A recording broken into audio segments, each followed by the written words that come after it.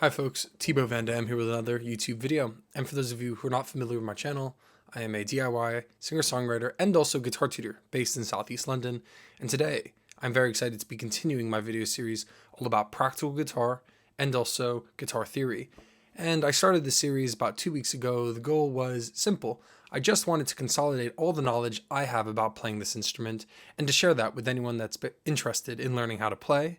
And so because of that, I'm starting from the absolute beginner's perspective, and I plan to cover topics from things like guitar anatomy, which we'll be talking about today, all the way up into things like writing your own songs and understanding harmonic theory and stuff like that. If this is something that sounds interesting and exciting to you, please definitely like this video and consider subscribing to the channel. It would be the best way to stay up to date with these videos that I'm making, and it of course motivates me to continue making these videos.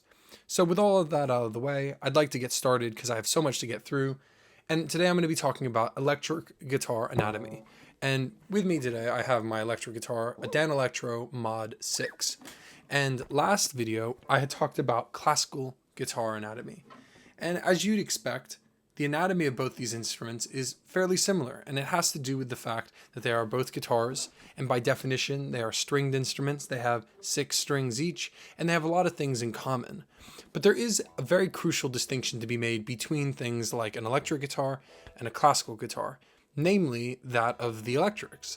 So the electrics, before going into the common ground and talking about what's different between the two, I think the big distinction to make is that electric guitars offer a lot more possibilities in what sort of sound you can make with them, because they actually have things that will pick up the sound, and then the idea is that you transfer that sound electrically through systems. So for instance, I'll show you really quick. Here I have a 1/4-inch jack. This is the cable that you would use to connect this to either an amplifier or something like an audio interface. And when I play this acoustically, and I'll just set this down, when I play it acoustically, that is not plugged in, you can hopefully hear maybe a quiet sound coming from the instrument itself. And it sounds totally fine. It's totally playable. You can totally play this instrument without plugging it in. However, when you do plug it in, a lot more options become possible. You can control the volume or other parameters of the tone. And this leads me to kind of one of the main points that I need to really hit home when talking about electric guitar, which is that one of the biggest distinctions between electric guitar and classical or acoustic guitar is the emphasis on the tone. Now, from a most simple standpoint, there is a simple way to control the tone on an instrument like this. There are actually numerous simple ways of controlling it. And tone basically refers to the sound quality, or what we might call timbre of the instrument. And right now, this is what this instrument sounds like. But I could adjust things, for instance, to make it sound different. And so in the most basic sense, you can adjust tone of an electric guitar on the spot using some of the tools provided on the instrument itself. And not only that, but because the signal from this instrument is transferred electronically through a cable, you can actually use other things to adjust that sound. And I will focus on that a little bit, but what I'll do is I'll just quickly demonstrate what I mean. So before me, I have an electro harmonics effect pedal called the Neo Clone. And when I plug this in to this effect pedal, and then I plug that signal path from here into this, just to quickly give you an idea, you will hear a totally different sound.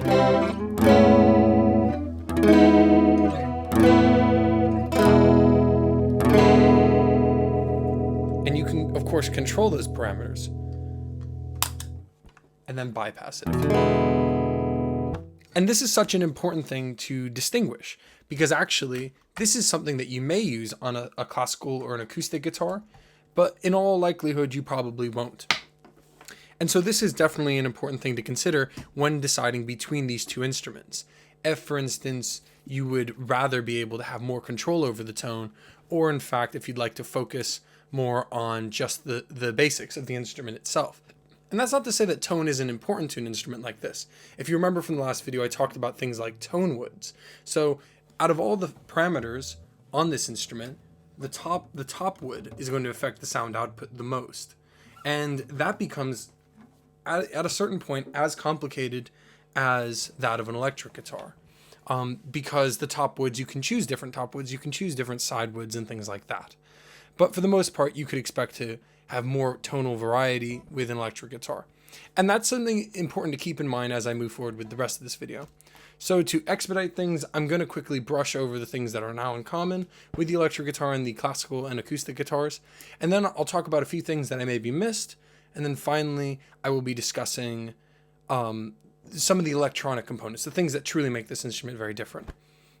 So without further ado, let's go ahead and get into it. I'll start with the headstock, which I mentioned at the last video. The headstock is located here at the top of the instrument, and you can see we have all these tuning keys, and we're plugged in right now. So fortunately, I can sort of demonstrate as I play a note and I adjust the tuning key or the tuning peg. I call this the key and that the peg, although you could call the whole thing the tuner.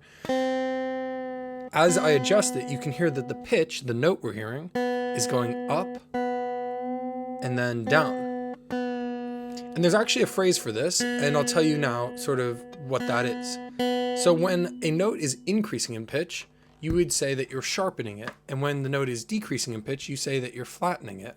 And so sharp and flat are actually relative terms in a sense, because it sort of depends where you are and where you're going. If you're going up in pitch, you're sharpening. If you're going down, you're flattening. Now, this can be confusing. Later on, when I talk about something called the chromatic scale, in a separate video that is, you'll hear, for instance here, this note is F sharp. And that might be confusing because you might start playing the note G and you would flatten it to go to F sharp. See? And so maybe you can see already how that could start to get confusing. Or if you start on F, you can sharpen it to make it F sharp. That is actually why F sharp is called F sharp. However, you could also call F sharp G flat. So I'll talk about this maybe more in a separate video, but this is an important thing to consider when talking about what is sharp and flat. For the most part, right now with guitar anatomy, the important thing to know is that the tuning keys change the tuning of the instrument and you'll be using them all the time.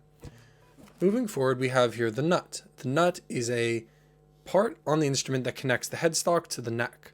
And you can see here that the strings on this instrument rest on top of this area, the nut. And so the most important thing about the nut is actually that the strings will make constant contact with it and they'll be constantly abrasing against it. So if the nut is in poor condition, your strings may wear out sooner, and also, lo and behold, your instrument may go out of tune more often if they can't actually stay in place. So that's an important thing to look out for. Like I said in the last video, the nut can contribute to sound, but if you play bar chords like what I'm doing right now, the strings actually, what you're actually audibly hearing from the strings, has lost contact with the nut at this point. So it really doesn't make a huge difference. Moving forward, we can see that just past the nut, we have the area on the instrument called the neck. And the neck is devised of comprised of two components. Firstly, we have the neck itself, which connects the headstock then to the body, but we also have the fretboard. And so I'll talk about each of these parts separately. So the neck, you can see, you can identify as sort of being the whole thing, but the neck, there are two important things to mention about it. And this is something that I did miss in the last video, which is absolutely crucial to point out because it's probably one of the most important factors when deciding which instrument to play. And that is neck width. So neck width actually on an electric guitar is 48 millimeters wide. And on a classical guitar, the neck width is 52 millimeters. And although that's only 4 millimeters difference, that can be a world of difference to a beginner.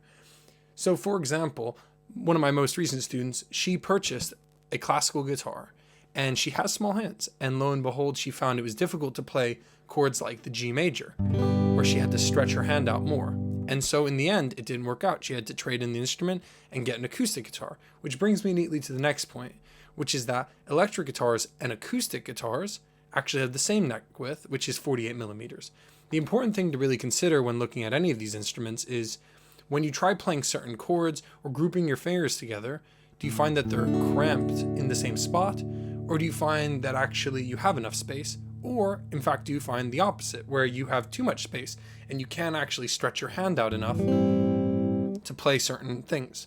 And if you are an absolute beginner, you might have a hard time trying this out. But the important thing to see is whether or not you can actually stretch your fingers across the entire fretboard. That leads me that leads me neatly to the next topic, which is all about the fretboard.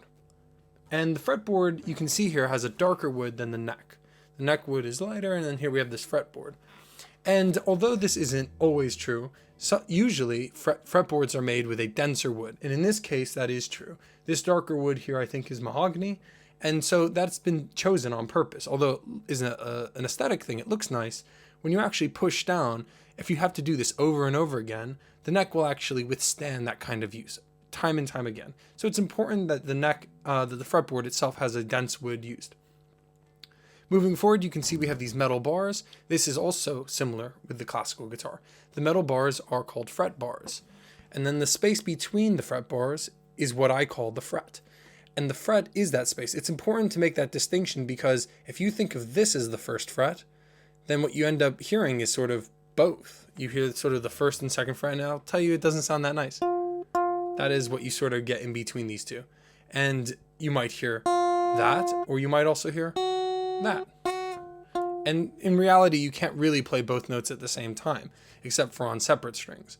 So this is an important thing to distinguish, that actually this is the fret space where you would be putting your finger, and that you use these in order, 1, 2, 3. And the space preceding that fret bar, that is actually the fret that you'd be playing. It's also worth pointing out that there is such thing as a 0 fret, and that is when you play the note open. And then this is the first fret. And so when we talk later about tablature in a separate video, tablature actually sometimes includes zeros in the notation. And so how would you play that? Well, you'd play it as an open note. Moving forward, you can see here that we have these dots, the dots on the fretboard. And to match, we have dots on the neck. And they're quite small here, so I'll get closer. You can see that we have these dots. Now these dots are a nice decoration. Sometimes you can see maybe like a dragon or something across your fretboard, but in this case these are not so decorative as they are functional. So I use these dots to help me distinguish where on the fretboard my hand is actually. And when I get all the way to this area, you can see here that this is on 3, 5, 7, 9, and then this one, this fret is the 12th fret, and there's 2 dots. And there's a very specific reason for that, which is that actually when you play a note on the 12th fret, it's actually the same as playing the string open. And this point is called the octave. And this also has to do with that thing I had mentioned earlier called the chromatic scale. So this is the total amount of notes that we can play. And as we get to this 12th fret, we play the same note and we start repeating as though it was down here. This serves an important purpose for musicians when they're trying to do things like solo. If you're playing a solo, usually you might play a song down here, and then you might want to do your solo and start it up there maybe. And that's because it might be more audible. And that goes back into this topic that I had mentioned earlier, which is all about tone. And part of tone is that we can identify higher frequencies more easily than we identify lower frequencies. So moving forward, if we follow through with the neck, there's one other thing that I forgot to mention, which is actually the neck itself has a neck shape. This is not such an important detail, but on this neck, it's sort of C-shaped. And on my classical guitar, it kind of looks like a bracket. It's sort of like a C, but it kind of is flatter on the back. Now, again, this has to do with playability, and you might find that you prefer one over the other. For me, honestly, I seldom notice it. So it's something that I can mention, but it's not really something you got to focus a whole ton about. Now, moving down, we've now finally completed everything about the neck and gotten to the connecting point with the body. Now, when you look at the body, you'll see that actually there is a lot of things that are in common between this and an acoustic guitar. Firstly, and most specifically, is the waist. So in the last video, I talked about how the waist is used usually so you can rest the instrument on your thigh, on your knee, that sort of area. With an electric guitar, you don't typically do that. Most people will play electric guitar using a strap. And so you'll see as we get to the back of the instrument that there's actually a peg so that you can attach a strap. You'll also see that there's these little bolts right here. These bolts that go through the instrument actually attach the neck to the body of the guitar. This is important because some necks are attached differently, and on this instrument they're attached with a series of bolts or screws. And so this connecting point on the classical guitar is different. You'll see a saddle instead, not a saddle, you'll see a Spanish heel. And I'll just show you really quick to just give you an idea. So there is our Spanish heel connecting the neck to the body. And they serve a similar purpose, which is ultimately to keep the guitar in tune. Now, as we go down the instrument, you'll see that we actually have one final part that really does keep things intact between this instrument and the classical guitar, which is the saddle. The saddle serves the exact same purpose as it did on the classical guitar and as it does on acoustic guitars. It is a point at which the strings will rest on the instrument, and they rest there, and so it's very important that this area is free from things like rust or dirt or any residue that could be accidentally causing this area to be too coarse for the strings.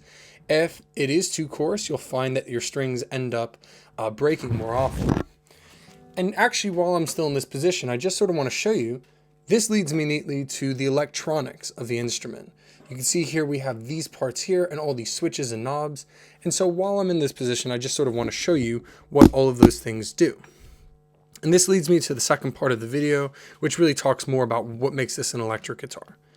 So you can see here, we'll start with these things. These are called pickups. The pickups do exactly what you think they would, which is that they pick up the sound of the strings. So when you play a string, these are actually picking up that sound. And you can see that they're actually different. Here we have two that look the same, but then there we have two that look like kind of two of these combined. And this is why I actually chose this instrument today to demonstrate these ideas, because actually this pickup is different than these two. And I want to take the opportunity to sort of explain a little bit about pickups. Now, the first thing you'll notice about pickups, so there's two things to talk about really. The first is pickup location. Where the pickups are affects sound. That's why we have them in different positions. The other thing to say is that there are different types of pickups. And so I'll demonstrate that secondly. And then down here, while we're still here, you can see that we have two knobs. This is actually called a concentric knob. You don't always get these on instruments. Sometimes, more than often, you'll have two separate knobs. Here, we have a volume knob. And if I turn that down, you probably can't hear the guitar anymore. And as I turn it up, you can hear it again. So this is the master volume of this instrument. And then this is the tone knob, the thing on top. When I roll this down, it sounds maybe a little bit more muted. When I raise it back up, you can probably hear it a little better. This is a bypass switch. This lets me engage all of the pickups. I don't ever use this because I don't think it sounds very nice. And the one thing that it could do that might be helpful is that by engaging all the pickups, you might have noticed it got louder. I'll do it one more time just to demonstrate. Yeah, louder. Then this pickup here does something a little bit interesting, which I'll explain in a bit when I get to this pickup. So let's first talk about pickup location. So here we have three pickups in different spots. Now this pickup here is called the neck pickup, and that's because it's closest to the neck. This is called the bridge pickup, and it's because it's closest to this bridge and the saddle, if you remember. In between the two, we have a pickup called the middle pickup. It is because it is between these two areas. So this larger switch here has some numbers. If I get closer, you can hopefully see. And by selecting one number or another, you can actually engage. You can choose to use one or a combination of any of these pickups. And that's why there's actually 6 numbers you'll see. So position 2 on this instrument is the neck pickup. And so to demonstrate how this operates, I'm leaving tone on and I'm leaving the volume on. And I'm just going to go ahead and play through. That is the neck pickup. Now I've gone to the middle pickup. And then finally, the bridge pickup. And you may have noticed that this idea of tone became present, that the neck pickup was a little bit more muted and increasingly less muted as we got closer to the bridge. The last thing being maybe the clearest or the brightest or the one with the most detail. Now, another thing that I want to point out is the nature of these pickups. So here you can see that this is kind of one single thing. This is called a single coil pickup. Single coil pickups were the first pickups invented. And if I just switch to this pickup now and just let it sit, you might notice a bit of noise. And this was one of the problems with single coil pickups, that when they were invented, they were a little bit noisy. And it wasn't so bad that people were like, I can't do this. They played anyway. But at a certain point, someone said, we can do better. Let's invent a different pickup. And that is what this pickup is. This is a humbucker pickup. And humbuckers were designed in such a way that they actually removed that noise. And they also made the pickups louder. And some people actually like that also. They like that more. Now, this is not a true humbucker because actually you have two single coil pickups together. And in fact, this little switch, which I mentioned before, allows me to split this. This is an anomaly of this instrument, and you don't always find this. And to just show you what it sounds like when I split it, that's together, the humbucker. One more time. And now split. Personally, I chose this instrument because I could get a humbucker in the bridge position. I find that sounds get thinner as they go higher. As you get higher frequencies, they decay sooner. And to sort of demonstrate this, I'm actually going to talk about strings now. So strings are another anomaly between electric guitars and classical guitars. So here you can see on this instrument that the strings, you can see there's sort of metal on the top area. And then as you get to the bottom, they look sort of almost plasticky. These are called nylon strings. And you can also see the top string is thicker than the bottom one. And this is deliberate. The top string being thicker means that you can play a lower note on the bottom and a higher note on the top. And it gives the player a variety of sounds you can hear. On this instrument, you can hopefully see we have something very similar. We have 6 strings. The thickest one is on the bottom, and then the thinnest one is on the top. You can also maybe notice that this material is also metal, and that it's very thin. And being that these strings are thin, they're actually very easy to push down. It's easy and it doesn't hurt my fingers at all. And that's including the fact that I've been playing for a long time. The same can be said about classical guitar. Classical guitar strings are made out of nylon. They're sort of a type of plastic and they're round. And you can push on them and they don't really hurt your fingers very much. You might find even that sometimes they roll underneath your fingers.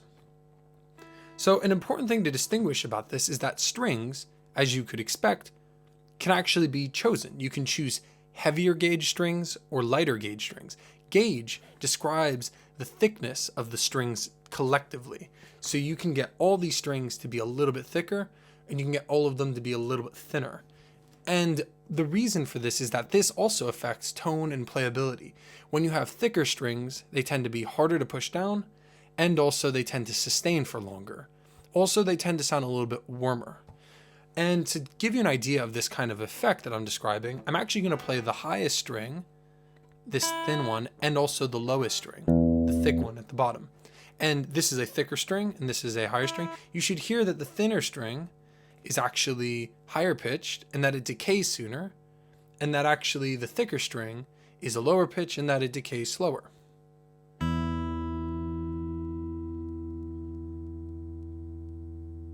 And here you can hopefully still hear that the low string is still audible, but that the high string has now decayed completely away. And so this is something to do with playability and again, tone. These are questions that the advanced player starts asking. How can I finite my tone? How can I make it sound exactly like how I want? And indeed, some people think that this is something that could be deeply problematic because, I mean, when is it good enough? At the same time, it could be exciting, really exciting. You could start saying, imagine the possibilities of what I could do here. And the same can be said about classical guitar. You can buy different tension strings. Those are medium tension, but you can get high tension or low tension. And that also affects how much effort you have to push down. And also it affects the tone that you get out of it. And let me think. I think that just about covers everything that I wanted to talk about today in this video. It was a long video, but hopefully you'll see that there were some chapters at the bottom so you can navigate around a bit easier.